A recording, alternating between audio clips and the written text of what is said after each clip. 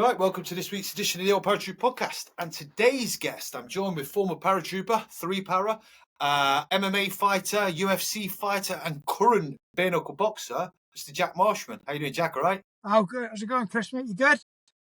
Yeah, brilliant, mate. Thank you very much for taking the time to come on. Like I say, I know you've been running around, you've had a few bits and bobs on, and you're kind of all over the place, and I'm sure you're training quite hard, as you always are.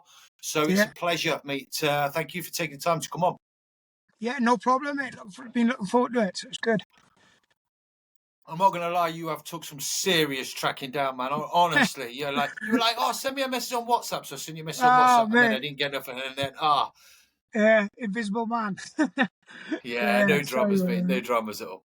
What I like to do with all the podcasts is I kind of like to get a decent background about the guests, where they grew up, where they're from, kind of a bit like what the childhood was like, and ultimately, like I always say, what led them down the path they did, in your case, joining the military, and then on to your kind of fighting career. So yeah, over to you, pal.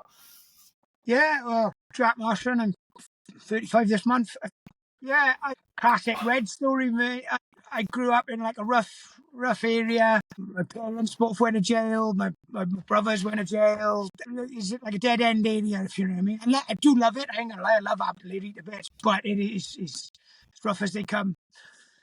Yeah, and I was just one of them kids. I was getting I was getting locked up a lot when I was younger, and getting in trouble loads and fighting, always scrapping. But I was shit in school, and I was, from an early age, I was like, it doesn't matter, I'm joining the army anyway. That was it. It was like, it's all right, I'm going in the army, fuck it, I'll do this, I don't care. And it was only when I left, I got kicked out of school about 14, and I'd done like courses and stuff until I turned 16. And it's only when I went to this like military preparation college thing, where I was a fat kid. I was like fucking, I was a big lump, and it was like, but I was really fit. And like, so straight away someone was like, Jesus, like you should go for the paras. Like, I was like, what are they? Because I was going to join Royal Welsh, obviously. Welsh, everyone I knew was in the Royal Welsh. And it was only because some guy was like, you're a big fucking lump, you can carry big weight, and you're fit. So go for the paras. I read up on it quickly, like done a little bit, and it was like, oh, they're the best, I'm joining them. So yeah, I remember my favourite thing was I went at was it like selection, like Litchfield, I think I did my selection. Is it prac? No, I didn't have to do prac. It was literally just selection at Litchfield, and you had to give your options of what you wanted to join. So I didn't do like the prac, and I think just went straight to thing. You obviously got it at the times, and you got it I think it's like under 920 on your mile and a half back in the day for paras. And I went there, and and it was this little fucking jumped up crap like PTI. And he was like, oh, anyone you want to join the paras? And I was the only one put my hand up, and he was like, good luck. I was like, you fucking little prick, you'll see. Like I thought I'll show you, because I was a bit, you thought I was fat pretty and getting a mile and a half under. I smashed it. But yeah, straight from there, straight to death. Never looked. But out of all the things I've done so far, UFC, all the different things, managed to win world titles, been all over, done things. The proudest thing I've ever done is be a paratrooper, you know what I mean? And everyone knows that. We don't call ourselves ex-paratroopers, do we? We're paratroopers, don't we? So, yeah, it's one of them ones. It's the proudest thing I've ever done. And it's the network of mates I've got through being in the Reds, the brotherhood we got. It's fucking just unreal, isn't it? Do you know what I mean? You'll never get that anywhere. It's nowhere in the world you get a thing like that. Yeah, absolutely, pal. The networking side of it, I was saying to someone yesterday, when you're networking, I only have to put something on here about trying to get a guest, or does anyone know that person, or I'm after this. So I get literally inundated by about 10 messages saying, yeah, I know someone that knows him, or I can sort you out. And the networking side of it's absolutely amazing. You know what I mean? There's lads like who I barely spoke to when I was in, and if you put something on Facebook, they reach out. Oh, I know this bloke. I got this. I can do that. Like it's like just because you're a Reds bloke, it's like it's mental. It's the brotherhood we were promised, didn't it, when we joined. But absolutely, mate. Absolutely. But I do honestly stand by that. I still meet up with my mates and I now, and you don't speak to them as much as you'd like to. Don't get me wrong, because we're all. Yeah, I mean, we all got our lives and that, but I'm still in contact. I don't speak to my friends from school and that. I speak to them a lot. Yes, best thing I've done in the Reds, really. Yeah, and there is the connection there. What you said is like literally pretty much 99.9%. My story is very much the same. A lot of fighting, and it accumulated in like a kind of a nasty assault on myself. That my dad was like, right, you got to go in the reg, or you're going to end up in prison. And I hear this a lot, you know, from regiment. Crap at school, couldn't concentrate. Most of us kind of have ADHD, which is like a bit of a no-brainer. And and then we go on and join the reg, and we have successful careers, and it suits us, you know, or most do. So yeah, how did you find Depot itself? Was Depot all right? No dramas. Obviously, the fitness, you were there with the fitness, weren't you? Sorry, mate, trying to ring me. Yeah, no, I found another funny story. I remember turning up on day one. Obviously, the reg attracts people like us, like rough ready. Like, you always talk about it. We've all worked with Marines, and I get along with loads of Marines, and he's like, they're the straight lace type, and we're the rough and ready type, in it. And it's like, it's just what we attract. But I remember turning up. The deck one on the first day. Yeah, they just started smashing us in the corridor, like literally the day we turned up in our suits and whatnot, just for a laugh, just to smash us. I was 16, coming up 17. It was like lads in there who was like trying to join. They tried before, whatever. And it was like 30, and it was in tears in the corridor. For me, I was like, "What the fuck is wrong with you?" There was a beast in, like, who cares? Depot for me, obviously, don't get me wrong, it was hard. I was one of the lucky ones that got through first time and whatnot. But for me, Depot, it is what it is. That's what we're made for. I mean, like, getting fucking fucked around and smashed. Yeah, we weren't bothered by that. We just cracked on, don't we? But yeah, no, I enjoyed it. Fitness, don't get me wrong. It's like, obviously, Parachute, yeah, always completely different. You can be really good at tabbing. Like, I know we do like the fastest 10 milers out of everyone, like, speak of me, which is crazy. I find, because on P Company you find that fucking horrendous. You go to a battalion, you do the same time, like 140, 145 on a 10 mile on a Friday, after being on the piss on a Thursday night. But in Depot, for some reason, that's horrendous on P Company. It's like, you do it on You're worn down though, aren't you? Yeah, you're worn down by the time you get good point. But I've always thought all the tests that you do on P Company, you do that on fucking an hour's sleep and fucking, you know, being on the piss all night or whatever. You do that in battalion. There's nothing. It's just like, the face would not stand down after this on Friday. But in Depot, for some reason, it's the pressure and obviously, like you said, you're worn down. It's the pressure of it, and you want to look good, and it's like, you just find it hideous. Absolutely, mate. And that pressure drains you. I think the adrenaline, you know what's coming, and you know the pain that it's about to give to you. So that might have something to do with it, you know. But yeah, so obviously you got through Depot first time, which is like obviously spot on. And then obviously you kind of arrived at Free Para. Where were Free Para based at the time? Were they at the Colchester? They was still in Hyderabad at the time. Also, you had the Hyderabad and Gujarat. The battalion was all in Afghan. It was the 2008 tour. I got the battalion and then about 2 months, done my jumps. And then I turned 18, and I was like the only one out of my group that turned up. It was like, I got to go straight to Afghan. 2008, because I went and met the battalion. They was like halfway through their tour. It was in Kandahar at the time. There was like strike ops and stuff. So that was my. I don't know. There's two ways of looking at it. That was like, it was either the best way to meet the battalion. This rock up went in on ops. I don't know. I enjoyed it, but I was the only one. Yeah, probably not you wanting to kind of meet them once they come back off a tour, because you'll be like, well, you didn't come on this one. And obviously you'd have had a lot of guys that were on the 2006 tour, which was renowned for being quite a tough tour. Yeah. So you'd have got some hammer from that, no doubt, when you turned up as a croak back in Afghan. I still sort of got it, because obviously I rocked up halfway through the tour in 2008, but it was like, they didn't get a single round down, and then when I rocked up, the two strike ops we done when I was out, it was the only fucking, it was carnage for a couple of days on the two ops that we done. So it was like, no one had fired a round of the old tour, and then when I turned up, the two ops we went on was kicking off. So it was like, no cunt can say anything. You were the bad omen, were you? The good one. Everyone's bored fucking. Well, whichever way you look at it. Yeah, I rocked up. Everyone was bored out their fucking brains. Coming into the summer months, it's like, as soon as the summer months come, they fucking get on it opium and have a fight, didn't it?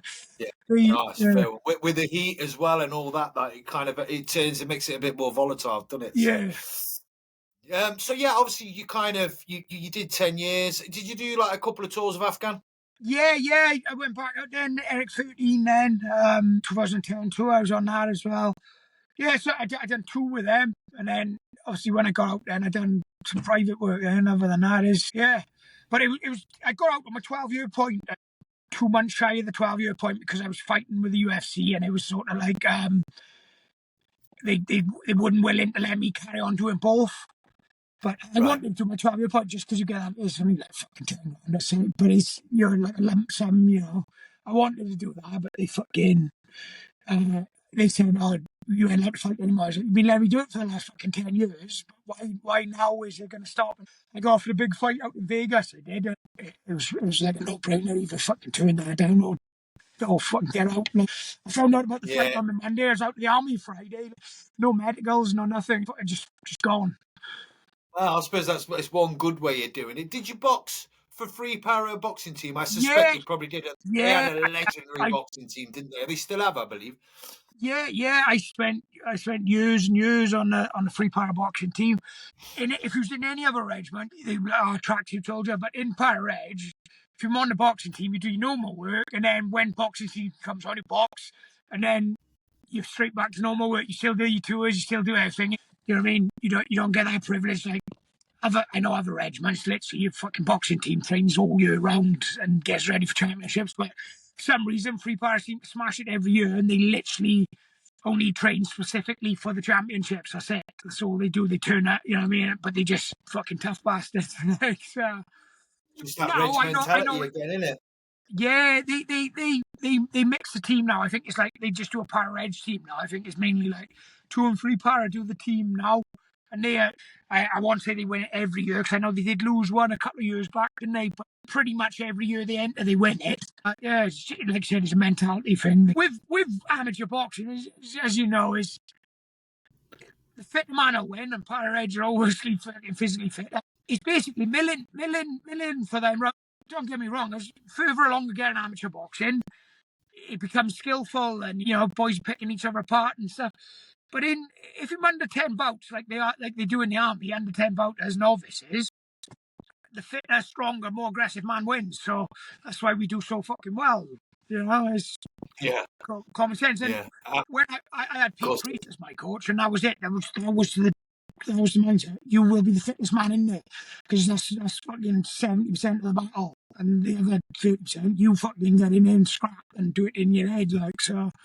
Yeah, it's, I still think that's the best. I'm outside the amateur boxing club now, and that's how all the kids here train. Obviously, as soon as they're over 10 bouts and they're fighting up on class, it becomes a lot more about skill and tactics and whatnot. But under 10 bouts, you just fucking mill and be the more aggressive. You know what I mean? More aggressive man and fucking it's good. 100%. I boxed unlicensed. I'm not even trying to compare myself to your level of boxing or fighting career, but I boxed 14 times on the unlicensed boxing circuit at heavyweight, and I'm not a very good boxer technically, but because I trained for fitness, and a lot of the heavyweights in unlicensed boxing are big lumps, but they're not very fit. If they catch you in the first round, but then they're fucked. So I just outfitted everyone. So that was how come I won. I won 30. Yeah, exactly. I won 11 out of 14. You know you're going to take some shots. You know you're going to take some digs. You fully accept having like your skin's going to get tired, and it's like I'm not. Yeah, exactly. It was all about the fitness, mate. Yeah, but even when I got to like the UFC level, and I still prided myself on that. You'd never see me gassing, and now you never see me tired. And I was like, fucking hell, if I went back to the battalion, I got beat up, and I lost because I was fucking tired. I'd be fucking hounded. I'd be slamming down. I'd be like, you fucking tosser. Like, you get knocked out, you don't care. You went in there and gassed out and looked tired and got beat up because you was unfit. You'd be known as a wanker, wouldn't you? That's that reg mentality's installed it. And like even fucking I've been out the army for 5 years now, and I'm still got that that's still 100% in my head, that Reg mentality. It never leaves you. It never leaves you. I think it's when you join at a young age. I joined at 17 as well. So when you join at that age, it almost becomes ingrained into you. So you live by them kind of morals and values that you learn early on in Power Reg, But yeah, obviously you left then and you went into. Was the UFC the first thing kind of that you got contracted to then, or was you on like BAMMA or Cage, or did they come later? Yeah, to be fair, I didn't. Well, like I was the BAMMA champion first. I had a fair few fights with BAMMA, and because when I got signed to the UFC, I'd already had 25 professional fights. Like, so I was really experienced for like a younger guy as well. But yeah, I won the BAMMA champion. I was the BAMMA champion. I was the Cage Warriors World Champion. I won all the big promotion belts outside the UFC, so they didn't really have a choice but to sign me, sort of thing. But I did all that whilst I was still doing what I was doing in free para. Like I managed to fight. It was only like when I got signed to the UFC. Then it was only then, like I said, I'd already had 25 pro fights, and it was only then that the army started like giving me time off to do, specifically train for a big fight and whatnot. And that was only because I said, I'm getting out. And at the time, Steve Tidmarsh was RSM of three para, and he was in charge of the boxing team, so he knew me through the boxing. He liked me, so that helped. He was all under carpet. I got sent home and just fucking trained. Mark Swan was CO at the time, so he was big into his boxing, so he loved it as well.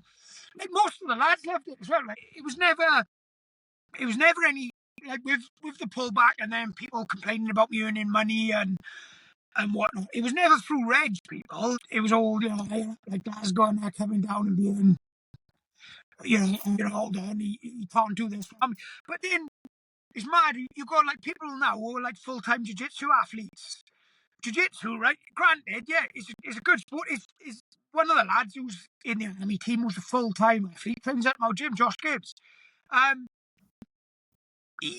So full-time, he's paid full-time to just do jiu-jitsu. How many people, right, and I've had this conversation, how many people do you think he fucking brings into the army by going to a little jiu-jitsu tournament in a leisure centre on a Saturday morning?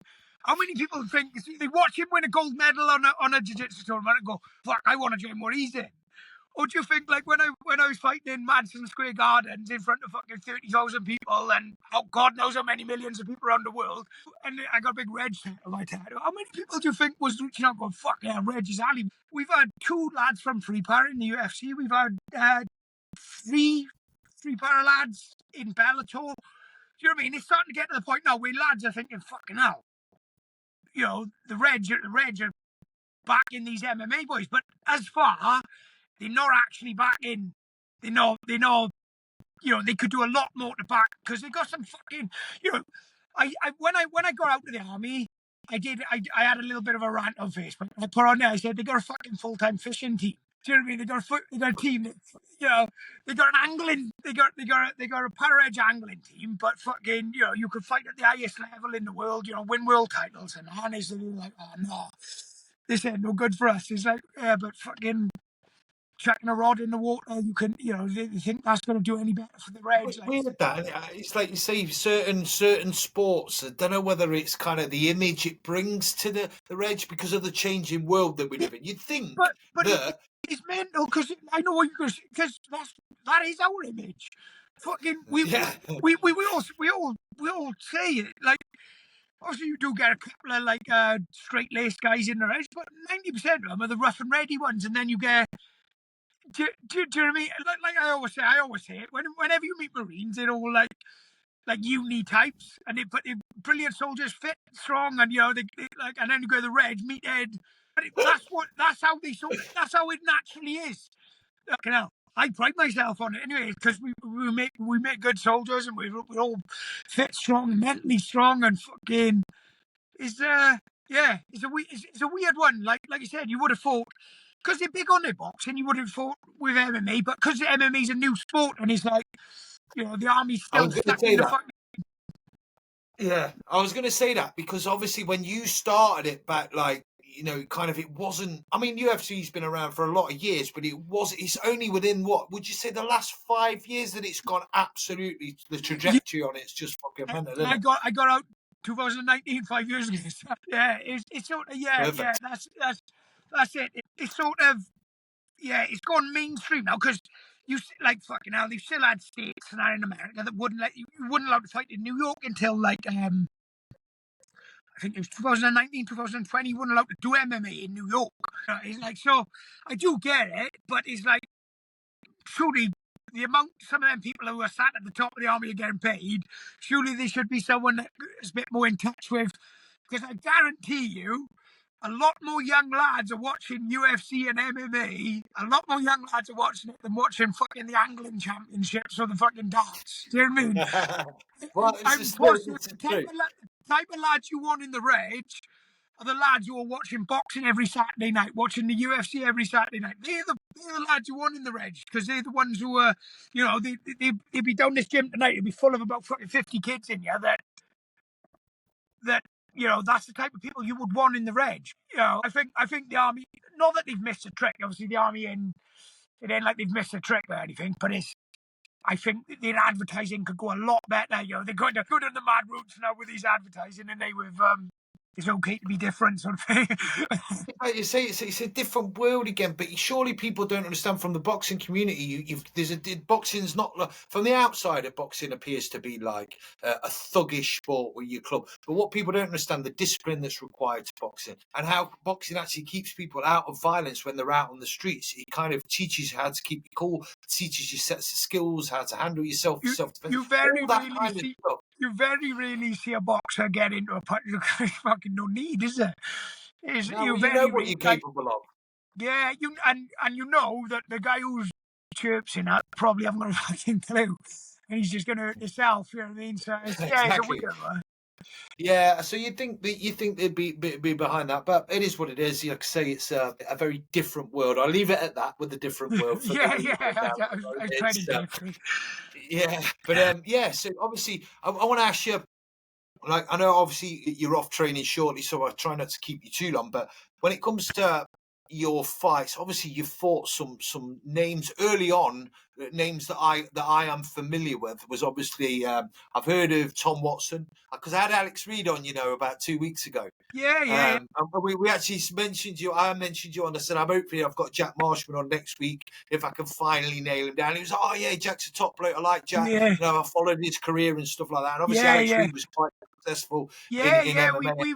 Our names was chucked into each other a few times, and like people made out that he said he wanted to fight me at one point, and he didn't. And the guy who said it, because I obviously, because he was famous at the time, I was like, yeah, fucking right, oh mega, I'll make a bit more money on this. And then when it came around, it was like he wasn't asking to fight me or nothing, and it was clickbait, people shit stirring sort of thing, and because he's a real nice guy, and he's lovely bloke, top bloke. Yeah. And even the guy who put the press release out, like making out that he wanted to fight me, even he messaged me saying, "Oh, he didn't really say anything like that." He went out and said, "Oh, it was a bit of clickbait," and he said one thing, and then we've turned it around into this sort of thing. And he was really actually, typical. You know what they like? They make it sound like as if he's like, "Oh, I'll smash Jack or whatever." And he said nothing at all. Like I said, he might have said, "Oh yeah, I think me and him would be a good fight." Just like said it that way, and then it's been fucking. They love a bit of beef, though, don't they? Yeah, well, they love a bit of beef. It kind of makes it sells tickets, and if they can generate a lot of these fights, they're probably generated in the media before anyone's actually been in talks. Before they know.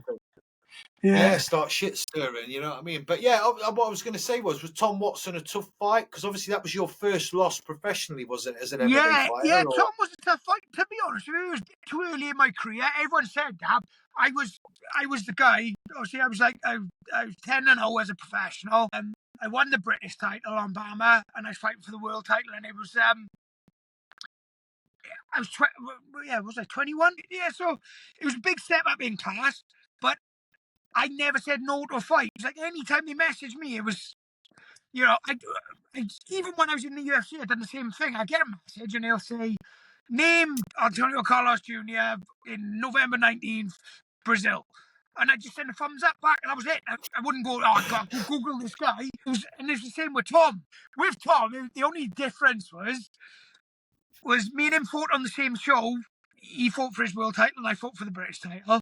We fought on the same show, and me and him met in a pub after all my face was smashed up. I won, and now he was like, we was having a pint, and now we was having a laugh with each other. The first time I met him, and he was like, "Want to fight? Want to fight?" And then a couple of weeks later, I got a message like, "Oh, do you want to fight? Do you want to fight Tom? He's up for fighting." And I was like, "Ah," I took it personally. I thought, "Fucking cheeky cunt, we was having a fight the other day."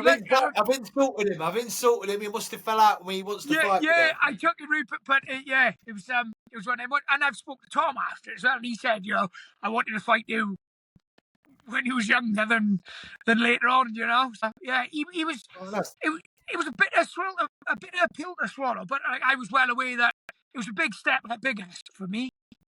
To be honest with you, in a weird way, I'm glad I lost in the sense of whoever won that fight was going to the UFC. And if I had gone to the UFC back then, I would have probably had 2 fights and got cut. I ended up having 8 fights in the UFC, which is a lot for, a cutthroat player. It's quite a lot of fights in the UFC, and I wouldn't have done that back then when I was 21. I needed to get my experience. Like I said, I was 10-0 when I fought Watson, and I'd had 25 before I'd actually got signed to the UFC. I was a lot more experienced, a lot more versatile, and I worked on things. Because over the years, it came up a few times where there was Watson was the first one where there was whoever wins this is going, and then Scott asked him, it was whoever wins this is going. Scott was, and it was like it was only when I stopped giving a fuck about going to the UFC was when I won 5 fights in a row and then got signed. I was just enjoying the fights. That was when I got signed. When I was putting the pressure on, like, if you beat Watson, you go. If you beat Wascom, you go. It was like I'd always slip the last hurdle, and then when I just enjoyed having the scraps, it was more for the fun of the fights than anything else. Was when I picked up, I won the Cage Warriors world title, and then I got signed straight after. I was training for a fight to defend my belt, and then I had 3 weeks' notice to fight out in Belfast with the UFC. So yeah, it was mega. Happy days, happy to. How did you get on in Belfast? They're not renowned for being overly friendly towards, especially paratroopers. True story. They wanted me to cover my reg tag. They wanted me to originally, and I refused it and said no. And they wanted me to put a plaster thing on it. And that's a true story. You could ask my coaches, and he was adamant. And I was like, fuck that.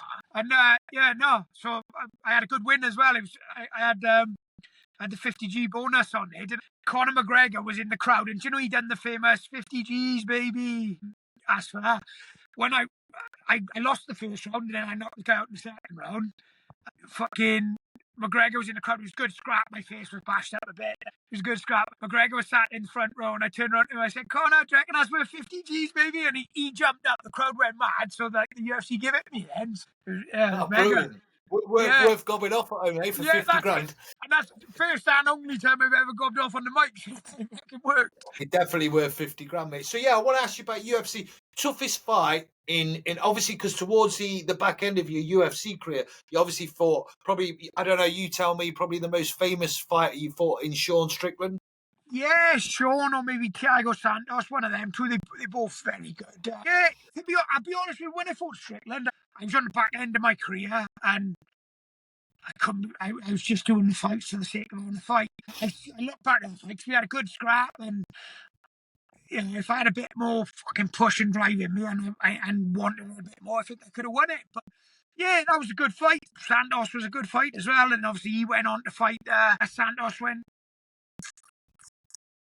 Sorry, I've just had a message. Yeah, Santos went on to fight for the title as well. So it's like, I know the caliber of fighters I've lost to, and the boys that I fought, and I've been in the gym with some of the best fighters in the world, like GSP, John Jones, all them. I sparred with them, and I've been lucky really. I'm doing the bare knuckle now, but I could literally knock it on the head and be happy with what I've achieved and what I've done with it all.